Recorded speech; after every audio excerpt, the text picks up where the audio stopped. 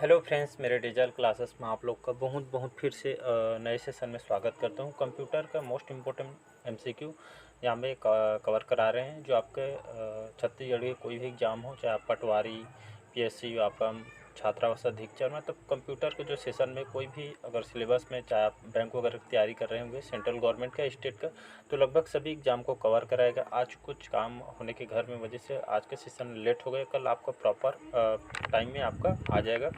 तो चलिए सेशन को बढ़ाते हैं आगे। वैसे भी आज लेट हो चुका है, तो हम लगभग 240 पिछले पार्ट में कवर करा चुका हूँ। उसका मैं प्लेलिस्ट बना दिया हूँ मेरे यूट्यूब चैनल में, तो आप प्लेलिस्ट जाके देख सकते हैं। पार्ट वाइज देखेंगे तो आपको ज़्यादा से ज़्यादा क्वेश्चन करेंगे। एक क्वेश्चन के साथ आपको कई क्वेश्चन यहाँ से आपको तैयार हो जाएंगे।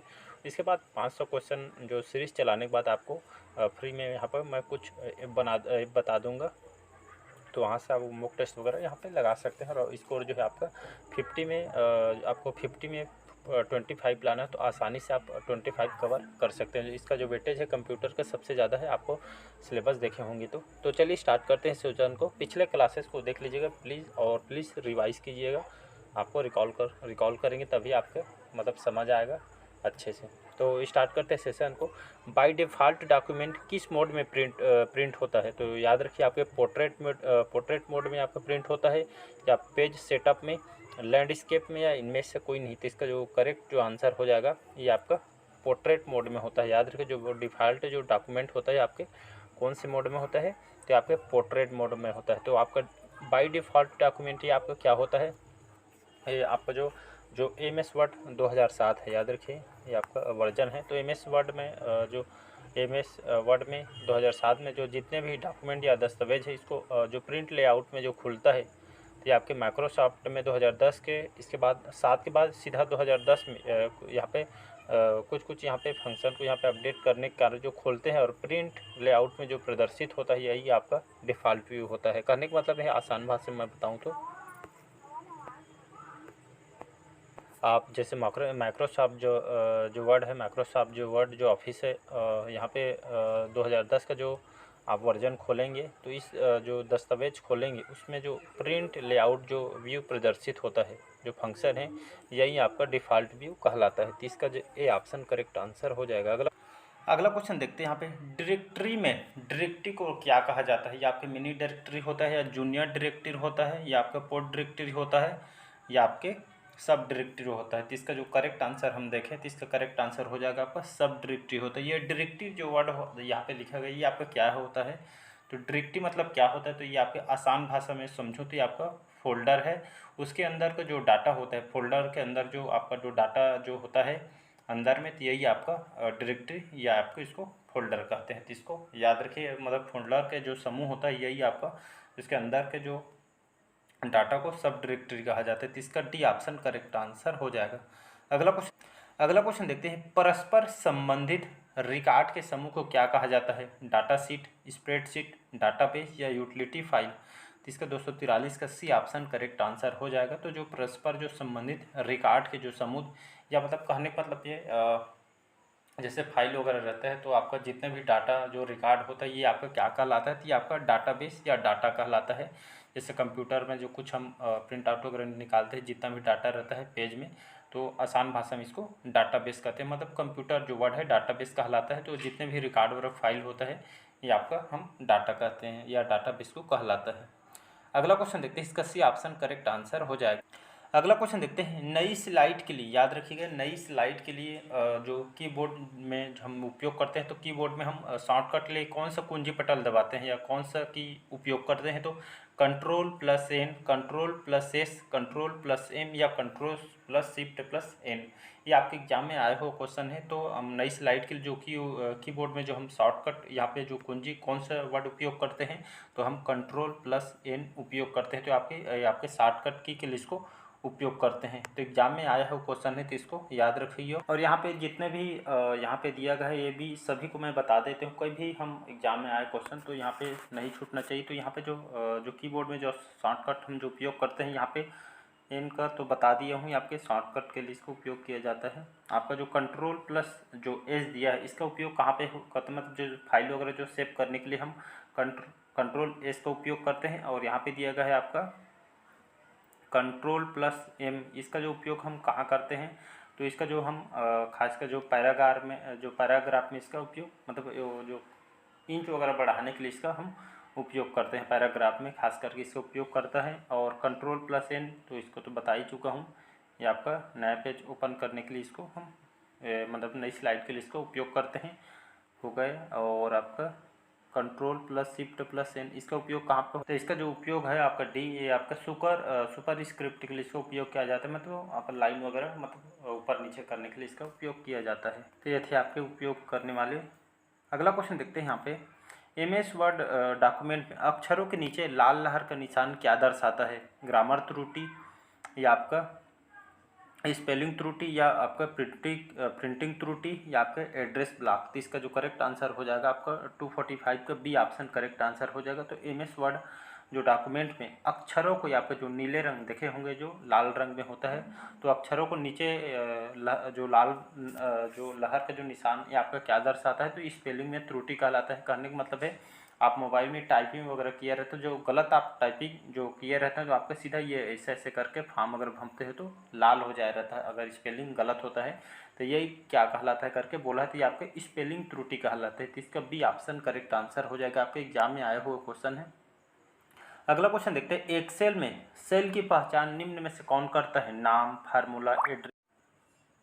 तो एक्सेल की जो पहचान या इसमें कौन करता है या किसके माध्यम से होता है, तो आपके लेबल होता है। तो एक्सेल में सेल की पहचान लेबल के माध्यम से होता है, तो इसको याद रखिएगा, डी ऑप्शन करेक्ट आंसर हो जाएगा। अगला क्वेश्चन देखते हैं। अगला क्वेश्चन है मोस्ट इंपॉर्टेंट क्वेश्चन है, भारत में सुपर कंप्यूटर जो परम है, याद रखिए भारत के जो सबसे सुपर कंप्यूटर एग्जाम में क्वेश्चन पूछा गया है, तो परम का निर्माण कहाँ किया गया है, पुणे में, हैदराबाद में, दिल्ली में या आपके बेंगलोर में। तो इसका जो करेक्ट आंसर हो जाएगा तो पुणे में, याद रखिए। तो भारत में सुपर कंप्यूटर परम का निर्माण कहाँ किया गया है, तो आपके पुणे में किया गया है, इसको याद रखिएगा। परम ऐसे भी लिखा रहता है एग्जाम में, जैसे भी आए आपको आंसर लगाना है पूरा। अब भारत में आपके जो संगणक जो विकास केंद्र है आपका CDEC, याद रखिए इसको CDEC के द्वारा, इसको किसके द्वारा तैयार किया गया पूछे तो आपको CDEC के द्वारा इसको डिजाइन और इसको असेंबल किया था। सुपर कंप्यूटर के मतलब ये आपका सुपर कंप्यूटर की एक सीरीज है, श्रृंखला है, इसको याद रखिएगा। और इसको कौन से स्थान मिला था, तो इसको 63वें क्रम का स्थान मिला था, याद रखिएगा। मतलब 500 सुपर कंप्यूटर इसको 63वें स्थान पे इसको रखा था, तो इसको याद रखिएगा। और इसको CDEC पुणे के द्वारा इसको तैयार किया गया था। अगला क्वेश्चन देखते हैं, डिजिटल कंप्यूटर की कार्य पद्धति किस सिद्धांत पर आधारित होती है, मापन, केवल तर्क, इलेक्ट्रॉनिक परिपथ या गणना और तर्क पे। इसका जो करेक्ट आंसर हो जाएगा गणना और तर्क पे आधारित होता है। तो जितने भी आजकल हम डिजिटल कंप्यूटर वगैरह आ रहे हैं, तो इसका जो कार्य करने की जो पद्धति या इसकी जो संरचना वगैरह है, कौन से सिद्धांत पे काम करती है या किस पे आधारित होती है, या आपके एक तो गणना पे होती है और तर्क पे आधारित होती है। तो इसका डी ऑप्शन करेक्ट आंसर हो जाएगा। अगला क्वेश्चन देखते हैं। अगला क्वेश्चन देखते हैं यहाँ पे, निर्वात ट्यूब किस पीढ़ी के कंप्यूटरों से संबंधित है, तो आपके प्रथम पीढ़ी कंप्यूटर से संबंधित है, द्वितीय पीढ़ी कंप्यूटर से संबंधित है, तृतीय पीढ़ी कंप्यूटर से, या इनमें से कोई नहीं। तो इसका जो करेक्ट आंसर हो जाएगा 249 का ए ऑप्शन करेक्ट आंसर हो जाएगा। आपके एग्जाम में भी ये क्वेश्चन आया हुआ है।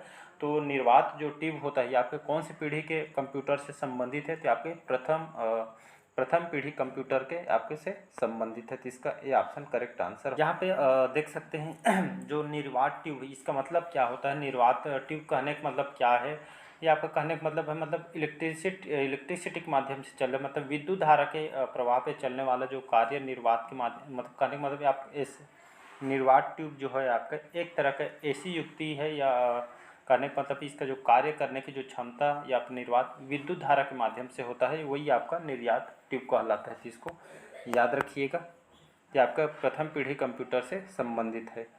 अगला क्वेश्चन देखते हैं। अगला क्वेश्चन देखते हैं, प्रथम पीढ़ी के कंप्यूटर प्रयोग करते थे वैक्यूम ट्यूब में, ट्रांजिस्टर में, सिलिकॉन चिप में या मैग्नेटिक कोर में। तो इसका जो करेक्ट आंसर हो जाएगा वैक्यूम ट्यूब। तो प्रथम पीढ़ी के जो जितने भी कंप्यूटर थे इसका प्रयोग कैसे करते थे, ये आपके वैक्यूम ट्यूब में करते थे। तो इसका ये ऑप्शन करेक्ट आंसर। और यहाँ पे जो प्रथम पीढ़ी के जो कंप्यूटर जो प्रयोग करते थे वैक्यूम ट्यूब। वैक्यूम ट्यूब क्या होता है, सरल भाषा में इसको मैं समझाऊँ तो मतलब वैक्यूम जो ट्यूब होता है आपके जो इलेक्ट्रॉनिक करंट के माध्यम से, इसके फ्लो के माध्यम से चलने वाला, या आपके नियंत्रित करने का और चलने का जो काम करता है, यही आपका वैक्यूम ट्यूब कहलाता है। तो प्रथम पीढ़ी के कंप्यूटर वैक्यूम ट्यूब से चलते थे, मतलब करंट से चलते थे। तो इसको याद रखिएगा। अगला क्वेश्चन देखते हैं। माइक्रोसॉफ्ट कॉर्पोरेशन का संबंध, माइक्रोसॉफ्ट जो कंपनी है, जो माइक्रोसॉफ्ट कॉर्पोरेशन के संबंध किस उद्योग से है? तो कौन से क्षेत्र से उद्योग से संबंधित है? तो आपके सॉफ्ट ड्रिंक से, कंप्यूटर सॉफ्टवेयर से संबंधित है, या मदरबोर्ड से संबंधित है, या उच्च गुणवत्ता के सूक्ष्मदर्शियों से संबंधित है? इसका जो करेक्ट आंसर हो जाएगा, बता चुका हूँ, माइक्रोसॉफ्ट जो कॉर्पोरेशन जो कंपनी है, जाने मानी अमेरिका की कंपनी है। तो आपके कंप्यूटर सॉफ्टवेयर कंपनी है, याद रखिए कि जाने माने माइक्रोसॉफ्ट कंपनी है भारत की, मतलब दुनिया में बहुत फेमस है विश्व में। और ये आपके कंप्यूटर सॉफ्टवेयर आपका तैयार करती है। यहाँ पे बात करूँ माइक्रोसॉफ्ट जो कॉर्पोरेशन है, इसकी स्थापना कब की गई थी? तो इसका जो स्थापना है, अगर डेट पूछे तो 1975 में बता चुका हूँ मैं। तो 4 जुलाई 1975 में इसकी स्थापना किया गया था। और इसको किसके द्वारा इसको स्थापना किया था? बिल गेट्स जानते होंगे, इनके साथ सहयोगी थी पॉल एलन। तो इनके द्वारा इसको तैयार किया था। इसके संस्थापक है दोनों, याद रखिए। इसके हेड क्वार्टर कहाँ पे? तो वाशिंगटन डीसी में इसका हेड क्वार्टर है, और यहाँ पे दुनिया भर में फेमस है। इसको वर्तमान में इसके सीईओ और अध्यक्ष कौन है? तो सत्य नडेला, याद रखिए, सत्य नडेला इसके वर्तमान में अध्यक्ष भी हैं और सीईओ हैं। तो इसको याद रखिएगा। अगला क्वेश्चन देखते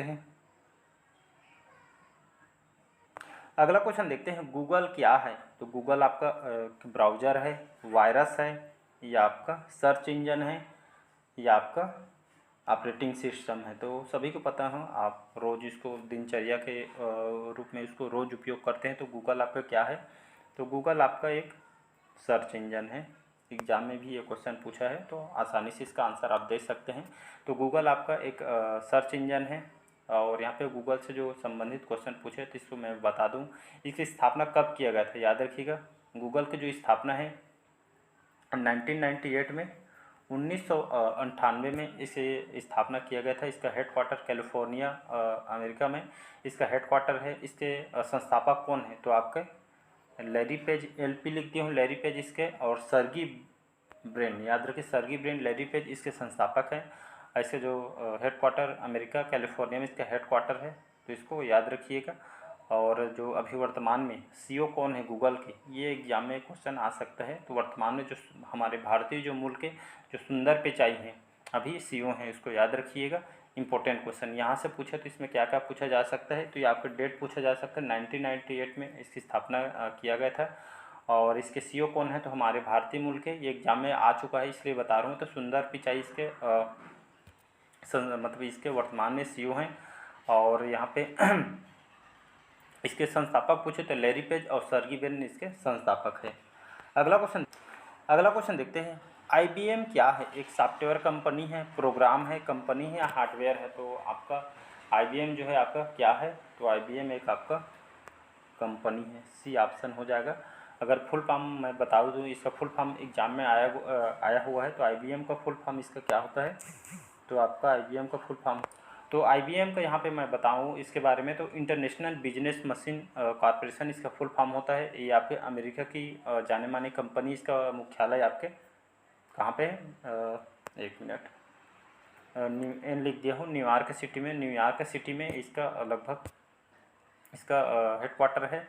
और यहाँ पे मैं बात करूँ इसकी स्थापना कब किया गया था? तो इसकी जो स्थापना है आपका 1911 में इसकी स्थापना किया गया था। इसके संस्थापक कौन है? तो आपका जो हरमत होल्ड्री थे, वर्तमान में इसके संस्थापक हैं। और इसका जो मुख्यालय बताती हूँ, न्यूयॉर्क सिटी में इसका मुख्यालय है। इसको सीईओ कौन है वर्तमान में? तो अरविंद कृष्ण वर्तमान में इसके अध्यक्ष भी हैं और इसको सीईओ भी हैं। तो इसको याद रखिएगा। अगला क्वेश्चन देखते हैं। अगला क्वेश्चन देखते हैं, माइक्रोसॉफ्ट का नवीनतम ऑपरेटिंग सिस्टम कौन सा है? तो विंडोज 7, विंडोज़ कंपनी, विस्टा या इनमें से कोई नहीं। तो इसका जो करेक्ट आंसर हो जाएगा माइक्रोसॉफ्ट। जानते हो, बाकी बता चुका हूँ। तो माइक्रोसॉफ्ट का जो नया वर्जन का नवीनतम जो ऑपरेटिंग सिस्टम कौन है, तो आपका विंडोज 7 है। तो इसको याद रखिएगा, सबसे ज़्यादा आपका यही वाला चलते हैं।